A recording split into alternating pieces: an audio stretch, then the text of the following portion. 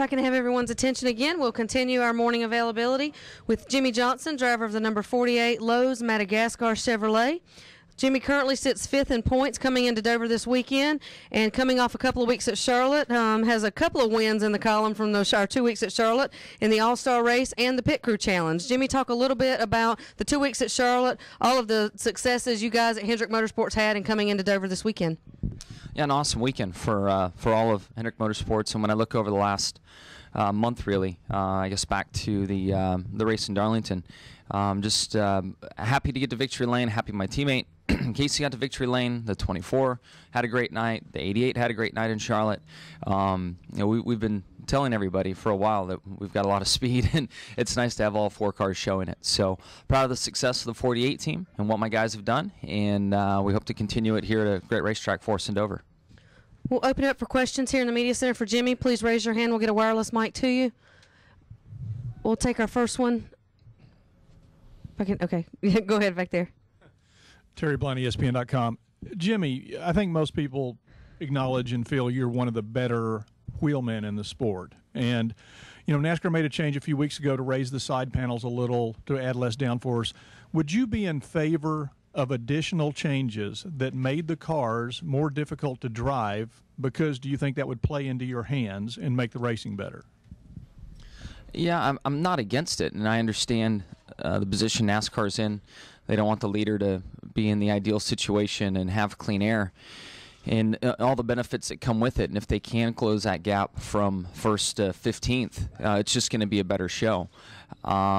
It's tough when we're, as race teams and on race weekends, the test pilots for all this. So there's that factor, which I kind of like, to be honest with you, because things have been the same for so long. It's tough to find something different. So whenever there is a rules change, it allows some team to figure it out first. So we're usually pretty good at that. The other thing, though, that we're never going to get around, I'm not against trying to fix it, but the lead car has the best situation. It doesn't matter what you do to the cars, what shape they are. The racing in the 80s, I'm sorry, they didn't know about the aero push, and I'm sorry we only had 5 cars on the lead lap. It's a different. You can't take back the knowledge we have, and the lead car will always have the best air, and you can't get around that. But if we can close that gap, I get it, I understand it. I think it's better for the sport.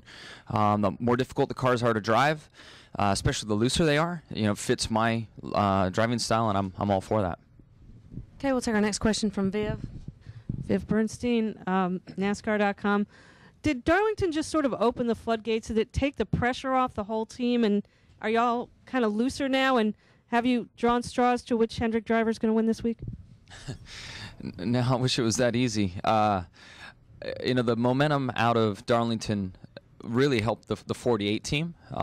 It's hard to say that it impacted the rest of the company because if I think back, I think the 24 had some troubles. The 88 had a fair night. I think the 5 finished well, if my memory is correct. But when you win, there's nothing like the momentum from that victory for that team.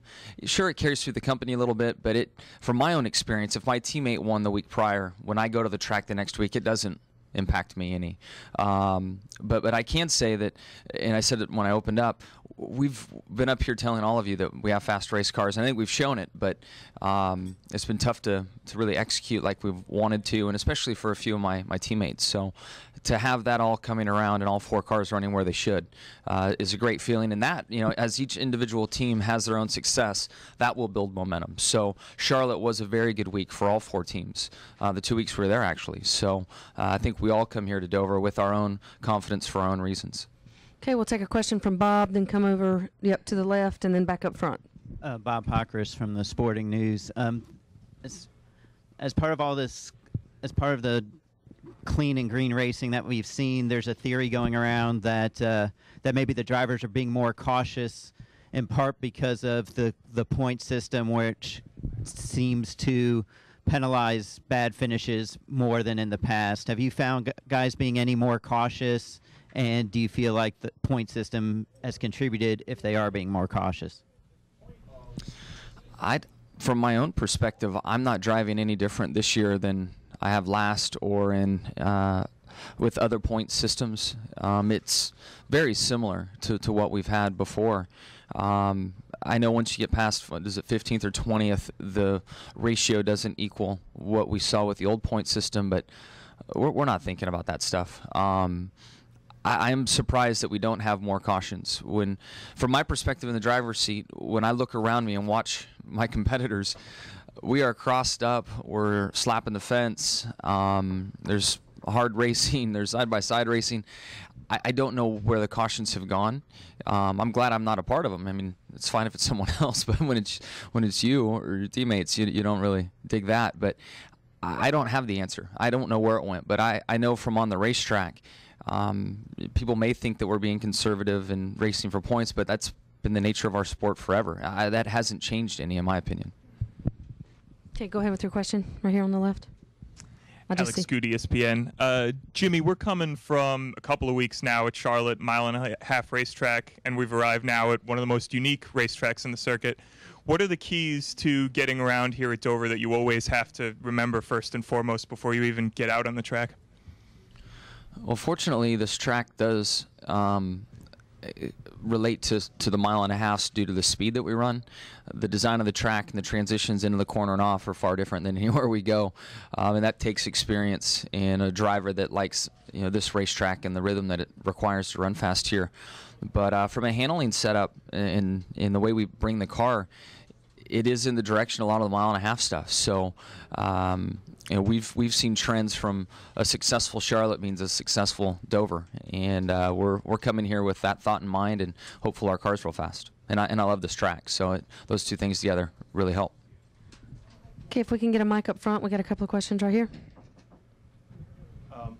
I know a lot of drivers see this as kind of have a love-hate relationship as far as when it comes to Dover Downs. What do you see as the greatest challenge on a track like this? Concrete, one of the few concrete tracks on the circuit. What's one of your greatest challenges when it comes to driving here each time? Well, to run a fast lap here, you've got to be highly committed, and it's not a very comfortable lap with the elevation change that you have from the straightaway to the corner. So you deal with it getting into the turn, and you climb that hill coming back out, and then you go to the other end and you do it again. So with if you show up here and you don't like that experience, you've got a long race ahead of you, and that's just over. But of years past, the tire that we brought, and it's been bouncing around a little bit, lays down a lot of rubber. So, and that rubber lays down where we land a max compression and where the car needs as much grip as possible. And when that rubber builds up, it knocks the car loose almost as if you're driving across ice. So I've enjoyed the challenge because I think line selection and technique really helps you get through those slippery spots on the racetrack, and it's led to some of our success here. But that's been the biggest challenge of late. I understand we're on a different tire, and it shouldn't lay as much rubber down. So we'll see how that goes through the course of the race. It's hard to really see it in practice, but usually race time, right where the right side tires run on corner entry and then kind of on corner exit where max load is, we see that rubber lay down, and that's been the biggest challenge over the last couple of years. Any final questions for Jimmy? Okay, we got one. I see a hand in the middle. Okay. Jimmy, Chuck Davis, Comcast Sportsnet. Just wanted to know what makes this place so special for you as a driver, and also what are your thoughts as far as looking ahead to this weekend or this week's Prelude to the Dream? Yeah, the track here, the transitions in and off the corner, there really is a right way to go about it, and it takes time to kind of figure that out. And I think my background with off-road truck racing, it helped me adapt quicker. Turn 1, although the track looks very similar, the radius in turns 1 and 2 is a little tighter, and it's really one fluid motion. Whereas in 3 and 4, there's almost a small straightaway between turn 3 and turn 4, and you've got to drive through 2 corners down there basically, and there's a way to get that right. So I just enjoy the way a driver makes a difference here. It's something that's fit my style, and I seem to be good at adapting to uncomfortable situations due to my dirt background. And this track, you're never really comfortable around it. Okay, we'll take our final question. You said I'm sorry, said Eldora. Excited for it. We're not going to get a lot of rest next week between Pocono testing, Eldora race, and then Pocono testing again, and then our regular weekend. But in a race car, I'm going to love it, and won that race a couple years ago. Hope to go back and do that again, and more than anything, support Tony and his charitable causes, and look forward to a great night there, and hope the fans tune in. Okay, we'll take our final question from Steve. Steve Richards with PRN. Going to Pocono, Jimmy, I mean, could you talk about the racing you might expect there, and are there some advantages you thought you had there that maybe you won't anymore because of the repavement? Yeah, I mean, I feel like we, granted we haven't won at Pocono in quite some time, but we've led a lot of laps with the old surface, and I tend to like old surfaces. But, that's gone, and Casey was up there for the tire test and had a lot of positive things to say about how the tire reacted to the surface.